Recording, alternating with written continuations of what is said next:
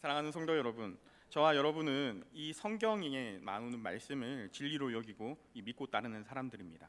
특별히 이 성경을 신뢰하게 되는 원인들 중에 이 많은 이유들이 있지만 그 중에 하나는 무엇이냐면 이 하나님을 믿고 따르던 그 선조들, 그 선배들의 성공뿐만 아니라 이 실패에 대해서도 이야기하기 때문에 그렇습니다. 이 성경에는 분명 하나님께서 역사하시는 밝은 부분들도 있지만 그 반대편에 이 인간의 실패들을 다루는 어두운 부분도 있다는 것입니다.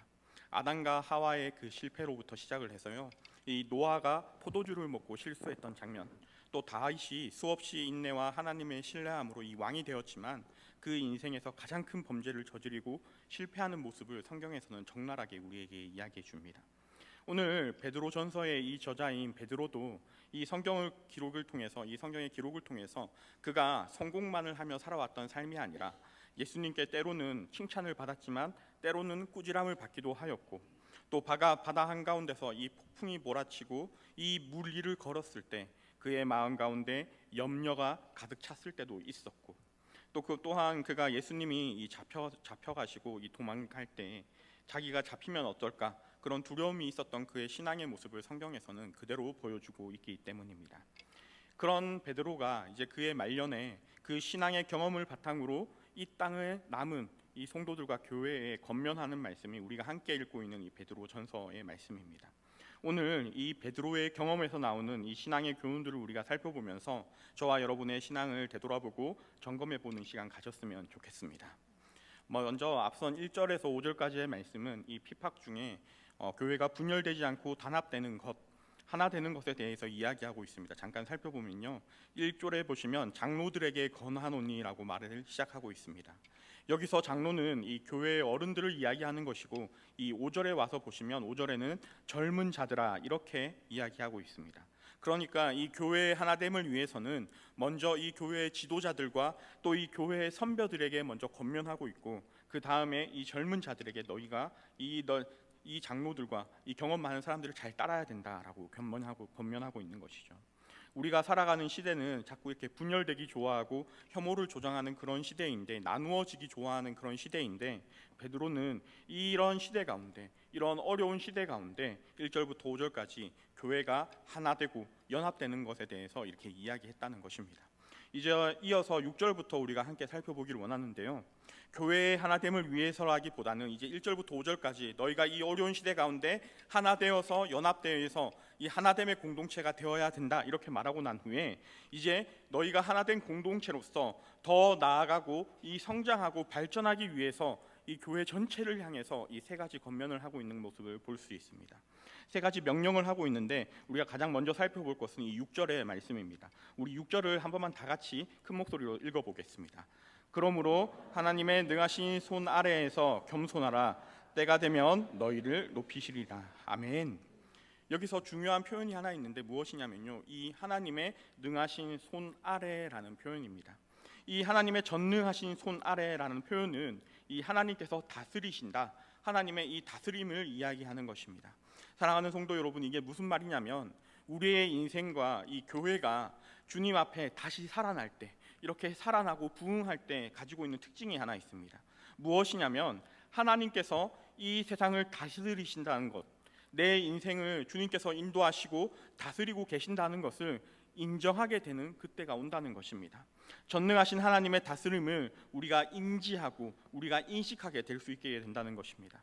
이전에는 내가 나의 주인인 것처럼 이렇게 살아왔는데, 내가 모든 것을 이 땅 가운데 해낼 수 있는 것처럼 자신감이 넘쳤고 무엇이든 할 수 있다 이런 마음을 가지고 살아왔는데, 내가 비록 신앙을 가지고 있다고 할지라도 마치 하나님보다는 내가 나의 인생의 주인인 것처럼 그렇게 살아왔을 때도 우리에게 있었는데, 그러나 하나님의 다스림이 무엇인지, 하나님께서 전능하신 손 아래에서 이 땅을 운행하시고 그 놀라운 전능하심이 어떤 것인지 우리가 이제 머리로 아는 것이 아니라 우리의 마음속으로 인식하고 인지하게 된다는 것입니다. 그래서 우리가 하나님의 이 능하신 손 아래에 들어가게 될 때 나의 인생 가운데 정말 하나님의 손이 함께 하시고 정말 하나님의 다스림이 내 인생과 나의 사랑하는 이 공동체 교회와 함께 하시는구나 라는 것을 우리가 발견하게 된다는 것이죠. 그리고 나서 그 전능하신 하나님 앞에 우리의 교만했던 마음들 싹 내려놓고 겸손하게 엎드리게 된다라고 이 베드로는 이야기하는 것입니다.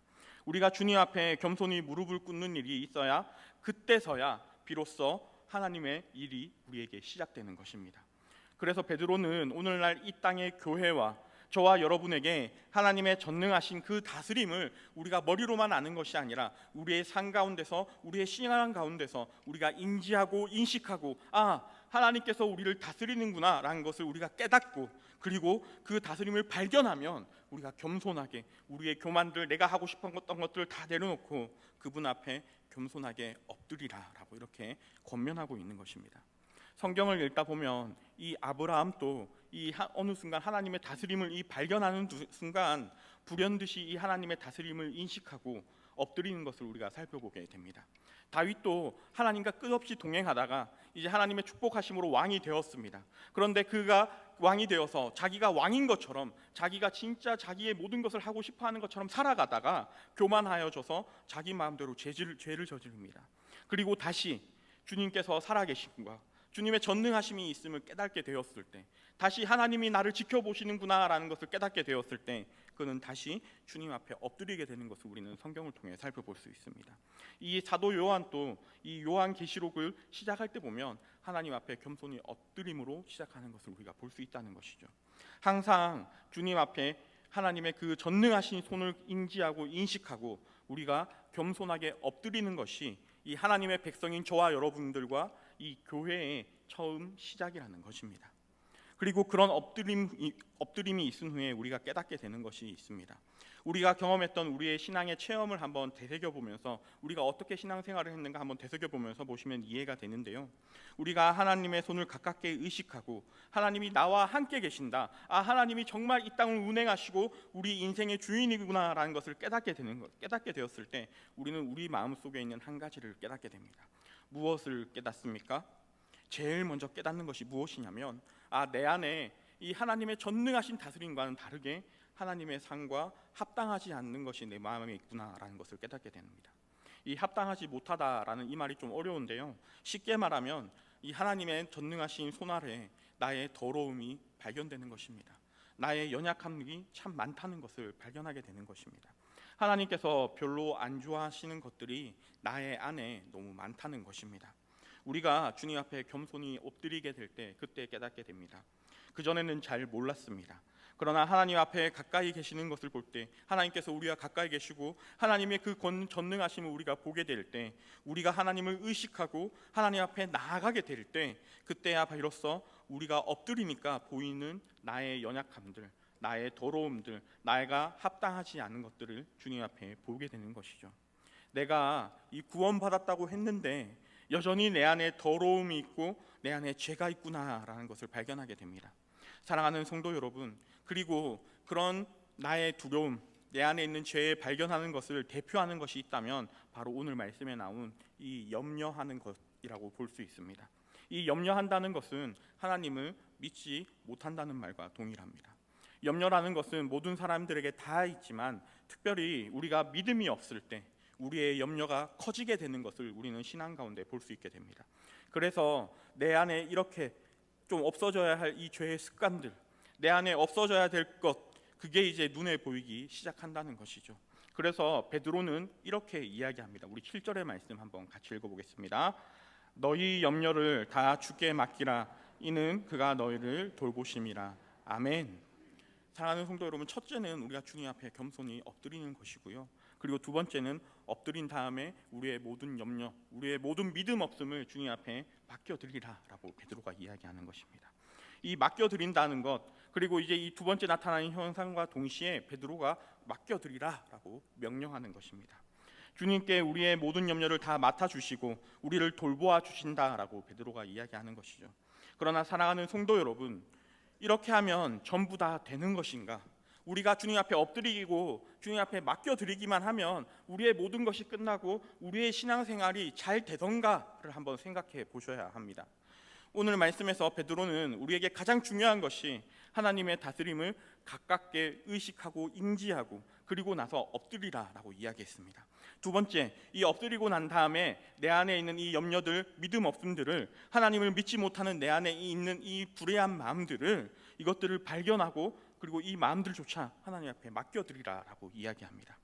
우리가 얼른 생각하면은 번뜩 생각해 보면 우리가 하나님 앞에 우리의 믿음 없는 것들 다 이렇게 맡겨드리고 나면 그 다음에는 우리의 신앙생활이 이제 온전하다, 우리의 신앙생활이 이제 하나님과 동행할 것이다, 그렇게 생각할 수도 있습니다. 그 다음에는 이 하나님의 인도하심과 우리의 따라감만 남았는 것 같습니다. 그러나 오늘 성경은 그것이 다가 아니다라고 이렇게 이야기합니다. 그 다음이 남아 있다는 것입니다.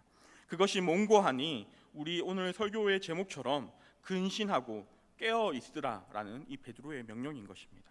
저와 여러분으로 하여금 이 하나님 앞에 엎드리게 하지 못하는 것들, 참 나도 모르게 이 하나님 앞에 내 인생이 나의 주인인 것처럼, 내가 나의 인생의 주인인 것처럼 살아가게 했던 것들, 내 눈을 가리우고 그리고 염려를 통해서 나를 끝까지 붙잡고 나를 흔들리게 했던 것들이 있다는 것입니다. 이 모든 것은 어떤 보이지 않는 세력에 있다는 사실을 깨달아야 되는 것이 오늘 남아있는 가장 중요한 세 번째 과제입니다. 세 번째, 그게 바로 이 8절과 9절의 말씀이 나오는데요, 우리 한번 같이 읽어보겠습니다. 8절과 9절입니다. 근신하라, 깨어라.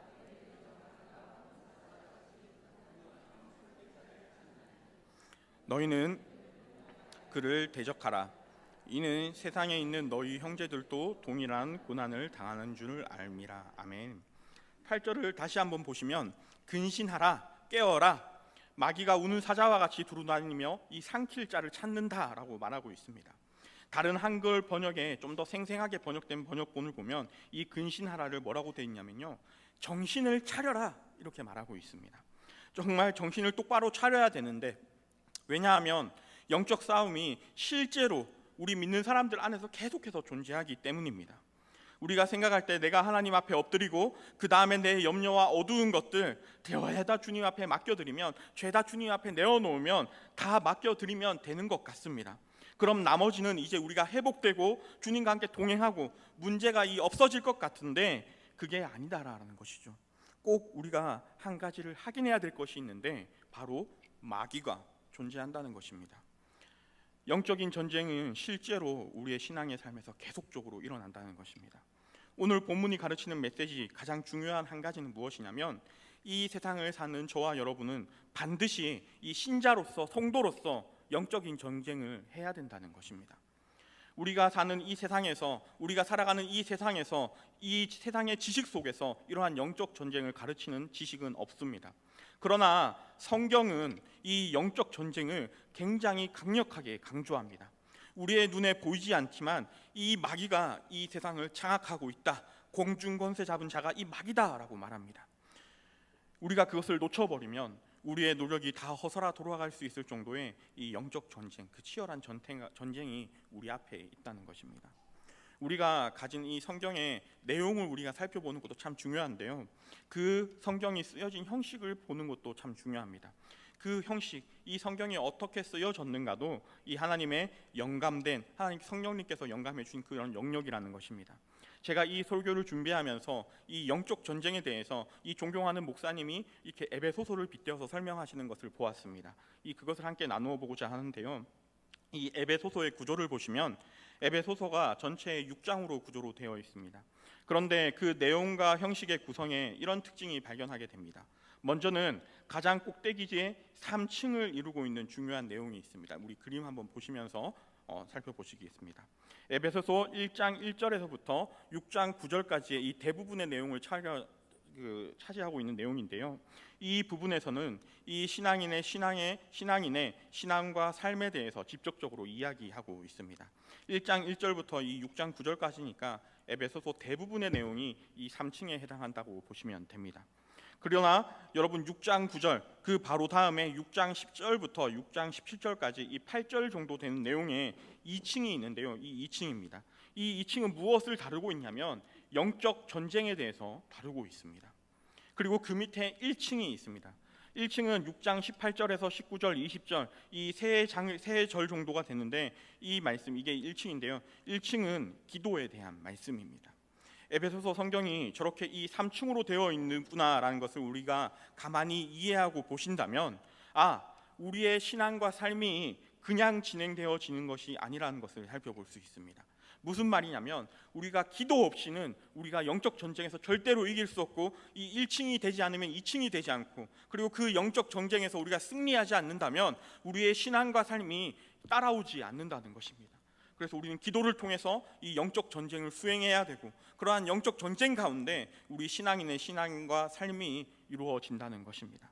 성도의 가장 근본적인 것이 이 기도의 삶입니다. 기도의 삶, 우리가 그렇게 기도를 강조하고 또 강조하고 아무리 강조를 해도 지나치지 않는다는 것이 그 기도라는 것입니다. 우리의 신앙과 삶의 제일 밑바닥을 지지하고 있는 1층에 해당되기 때문에 그렇습니다. 우리가 함께 읽었던 이 베드로 전서의 내용도 그런 내용과 동일합니다. 6절에서 우리가 겸손하게 하나님 앞에 엎드리는 것, 7절에 우리의 염려를 주께 맡기는 것, 그것을 위해서는 이 8절과 9절, 이 영적 전쟁을 반드시 우리가 수행해야 한다는 것입니다. 겉으로 보기에는 우리에게 다가오는 많은 신앙의 문제, 우리가 이 신앙생활을 하면서 겪게 되는 많은 신앙의 문제들이 참 환경의 문제인 것 같고, 참 나의 인성의 문제, 아니면 저 사람의 문제, 아니면 이 교회의 문제, 아니면 저 목사님의 문제 같은 그렇게 느껴지는 그런 문제들이 본질적으로 보자면 우리 안에 있는 영적 전쟁 때문이라는 것입니다. 제가 이 영적 전쟁에 대해서 준비하면서 한 가지 예화를 살펴봤는데요. 어느 노 부부에게 이 아들은 결혼한 아들이 있고 이제 딸을 막 시집 보낸 노 부부가 있었습니다. 먼저 이 부부가 이 결혼한 아들네 집을 찾아가고자 하였습니다. 우리 사랑하는 성도 여러분, 이 부모님이 우리 집에 오신다고 하면 우리는 어떻게 해야 됩니까? 긴장을 하죠. 먼저 냉장고를 먼저 치우지 않습니까? 그리고 나서 화장실 청소를 열심히 합니다.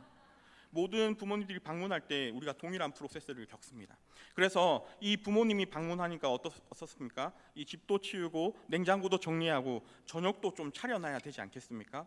그래서 이 부모님이 딱 방문을 해서 이 문을 열고 탁 들어가는데 그 순간 깜짝 놀랐습니다. 왜 그런가 하니 이 며느리가 보이지 않는 것입니다. 며느리는 보이지 않고 자기 아들만 막 집을 열심히 정리하고 저녁 준비를 하고 막 난리가 나 있는 겁니다. 막 분주한 겁니다. 무슨 일인가 하니 이 며느리가 아직 퇴근을 하지 않은 것입니다. 이 부모가 그것을 보고 충격을 받았습니다. 어떻게 이럴 수가 있는가? 우리 집안에서 어떻게 이럴 수가 있는가? 그리고 나서 이제 아들과 이 며느리를 딱 불러놓고 강력하게 선언합니다. 아무리 세상이 바뀌어도 부부는 본분에 충실해야 한다. 남편은 남편으로서 할 일이 있고 며느리는 며느리로서 할 일이 있다. 아내는 아내로서 할 일이 있는 것이다. 그게 우리 집안의 철학이고 우리 집안의 줏대다. 그렇게 이야기하는 것입니다. 그러니까 이 며느리가 이제 뭐라고 이야기합니까? 그날 야근이 있어서 어쩔 수 없이 늦었다고 그렇게 얘기하죠. 그러니까 이 부모님이 뭐라 그러냐면 당장 그만두라 라고 호통을 치신 것입니다. 이런 일이 있으면 여러분 보통 어떻게 됩니까? 보통 이 부모님과 이 아들 가정 사이가 멀어지죠. 그렇게 멀어지게 되었습니다. 그런데 또 한 날은 이제 막 결혼한 이 딸네 집을 이 부부가 방문하게 됐어요. 뭔지 아시고 벌써 웃으시는데, 그래서 그 집에 가서 이렇게 노부부가 문을 탁 열고 보니까 딸이 소파에 가만히 앉아서 TV를 보고 있다고 합니다. 그리고 요리도 사위가 하고 정리하는 것도 설거지하는 것도 다 이 사위가 하더라는 것입니다. 부모님 마음에 그게 너무 흡족해서, 그래서 그게 어쩌나 그 사위가 귀여워 보이는지 참 감동이 되는지 그러면서 탁 불러놓고 이 부부를 탁 불러놓고 뭐라고 하냐면, 그래 요즘은 참 신식이다. 그래 세상이 바뀌었어. 이래야 돼. 세상은 이래야 돼 하면서 그 사위를 막 칭찬한 것입니다. 사랑하는 성도 여러분, 제가 이 노부부가 옳고 그르다, 잘못됐다 그런 것을 이야기하기 위해서 이것을 이야기한 게 아닙니다. 이 노부부가 이 아들 가정의 며느리를 혼내면서 했던 철학, 이게 우리 가정의 철학이야, 이게 우리 가정의 줏대야라고 말했던 그 철학이 문제가 아니었다는 것입니다. 무엇이 문제였습니까? 표면적으로는 우리는 그것을 내세우고 있지만 실은 그 안에 보면 나의 본능, 내가 팔이 안으로 굽는 그 본능이 문제였다는 것입니다. 동일하게 우리의 신앙의 문제에 있어서도 겉으로 보기에는 이것이 문제야, 교회가 이것을 조금 더 해주면 좋겠어, 겉으로 보기엔 그런 문제들이 있을 수 있습니다. 저 사람 때문에 내 신앙이 문제야 라고 말할 수 있습니다. 그러나 그 안에 본질을 살펴보면 그것이 아니라 내 안에 있는 이 영적 전쟁을 잘 수행하지 못하기 때문이라는 것이 문제인 것입니다. 다니엘서 10장 12절 13절에 이렇게 이야기합니다. 우리 함께 읽어보겠습니다. 내 하나님 앞에 스스로 겸비하기로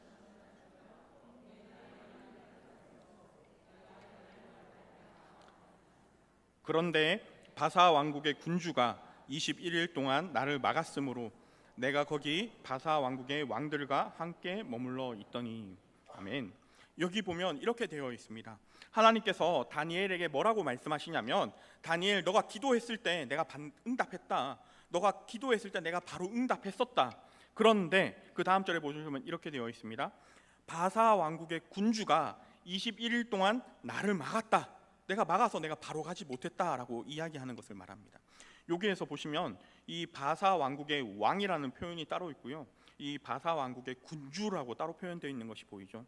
이것을 우리가 히브리어나 이렇게 잘 해석해 보면 무슨 뜻이냐면, 이 바사 왕국의 군주는 이 마귀, 사탄을 이야기하는 것입니다.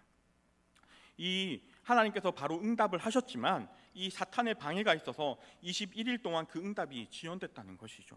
마귀의 세력이 분명히 존재함을 성경은 이야기합니다. 영적인 방해가 우리 안에 반드시 있음을 이야기하는 것입니다.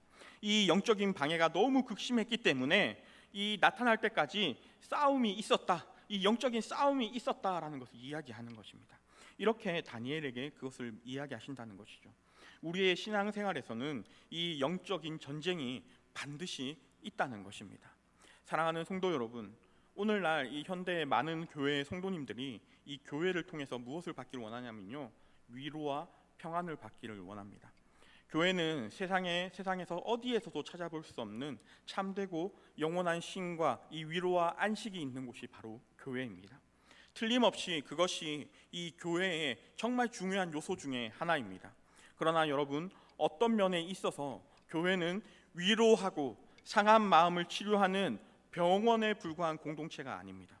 그런 부분이 틀림없이 교회 안에 있지만, 교회는 군사를 길러내고 이 군인들을 현장에 투입되어서 전투를 수행할 수 있고 훈련시키는 그런 영역이 동시에 교회 안에 있다는 것입니다. 그러나 오늘날 많은 성도님들은 세상에 없던 그 위로만을 찾아서 그런 공동체만을 기대하고 그런 교회를 자꾸 찾아다니는 현상을 우리가 잘 볼 수 있습니다. 죄송하지만 그런 교회는 없습니다. 평안과 위로뿐만 아니라 이 교회는 전쟁터와 같은 이 피와 살이 뜯겨나가고 처절하게 싸우는 그런 영적 전쟁이 수행되어야 하는 것이 이 성도의 삶이, 그런 성도의 삶과 교회가 오늘날 우리가 가지고 있는 이 교회라는 것입니다.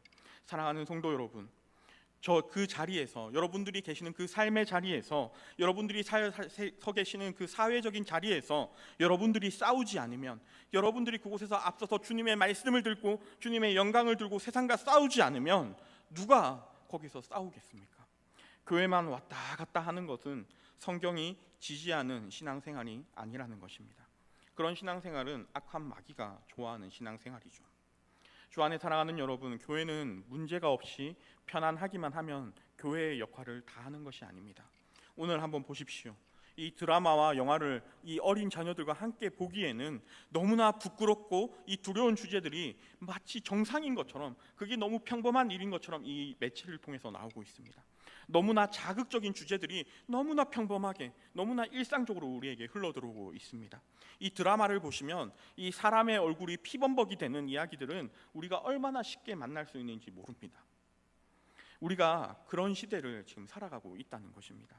세상은 이 진보에 대해서 이야기하고 우리가 계속해서 더 나아지고 있어를 강구하고 이야기하지만, 더 완전해진다고 우리에게 이야기하고 있지만, 여러분들, 우리가 다 보는 것처럼 세상은 더 나아지는 것 같은데, 저 사람들은 더 나아지는 것 같은데, 왜 우리는 더 아프고 더 좌절되고 더 고통스럽고 심지어 질병도 더 심해져만 갑니다.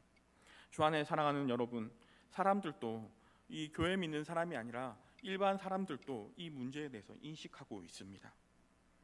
그런 이 땅을 살아가는 저와 여러분들에게 베드로는 8절과 9절에서 이렇게 얘기합니다. 한 번만 다시 더 8절과 9절을 읽어보겠습니다.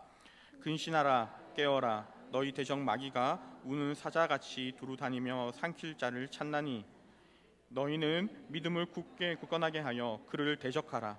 이는 세상에 있는 너희 형제들도 동일한 고난을 당하는 줄 알미라. 아멘. 반드시 마귀가 있습니다. 그래서 우리는 기도를 통해서 우리의 기도와 우리의 마음과 이 예배를 통해서 이 영적인 전쟁을 승리할 수 있도록 우리를 훈련시켜야 합니다. 그래서 그것들을 대적하고 이 마귀들을 대적하고 우리가 이 영적인 전쟁에서 승리하게 될 때 우리 교회가 살아나고 우리의 삶이 살아나고 이 한국이 살아날 줄 믿습니다. 이제 말씀을 마무리하면서 이 성경 구절 한 구절만 더 같이 읽어보고 마무리하도록 하겠습니다. 요한복음 7장 37절과 38절의 말씀인데요, 우리 한 목소리로 함께 읽어보겠습니다. 명절 끝날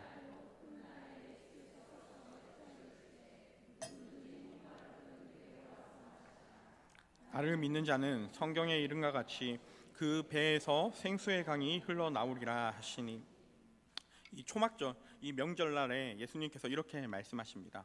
목마른 사람은 와서 마셔라, 이렇게 이야기하십니다. 나를 믿는 자는, 성경이 하시는 말씀 그대로 나를 믿는 자는 어떻게 됩니까? 생수의 강이 막 이렇게 흘러나온다는 것입니다. 문제는 이 생수의 강이 어디서 흘러나오는가가 중요합니다. 어디서 나오느냐? 이 배에서 나온다는 것입니다. 여러분, 이 배에서 나온다 그러니까 막 저의 배와 같이 이렇게 막 통통한 배를 보시면서 오 목사님 배에는 생수의 강이 가득 찼네, 아주 철철 흘러 넘치겠네, 그런 것을 이야기하는 것이 아니죠. 유대인들의 이 언어 관습에 따르면 이 배라는 것은 이 존재의 밑바닥을 가르칠 때 그것을 이 배라고 이야기합니다. 여러분, 겉에서 나오는 기쁨, 이 겉으로부터 시작하는 이 기쁨들은 이 눈에 살짝 빛나는 그런 기쁨들, 입에서 나오는 그런 기쁨이 아니라 우리의 영혼 제일 밑바닥에서부터 이 기쁨이 터져 나올 때 우리는 그것을 막을 방법이 없다는 것입니다. 우리의 생수의 강에서 이 생명이 흘러나오고 주님의 말씀이 흘러나오고 생명이 막 이렇게 퍼져간다는 것이죠.